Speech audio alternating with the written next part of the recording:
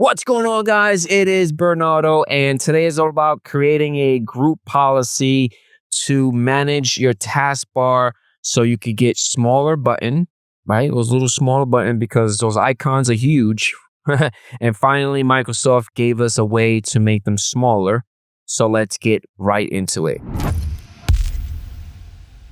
All right, so today is all about creating a group policy. Super simple to configure the taskbar for smaller buttons.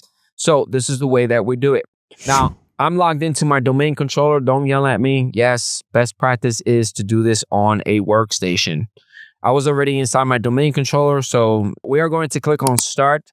And within here, we are going to click on Group Policy Management. I already have it as most used because I'm constantly using it on this server. So I'm going to click on this and it's going to load up. As always, I like to start within the group policy objects folder. So I am going to click on that folder. I am going to right click on it and I'm going to click on new. I'm going to give it a name and it is going to be this. Pretty self-explanatory, right? We're going to click OK. We're going to select our new GPO and we're going to right click on it and we are going to click on edit. So go for it. Click on edit. Nice. So at the very beginning of the, of the title, it's user. So we are going to be tackling the user section. So let's get into the user configuration node. We're going to get into policies. So double click on policies and we're going to double click on administrative templates. From here, we're going to get into the start menu and taskbar folder. So just click on it. And on your right hand side, we're going to locate configure taskbar small button behavior.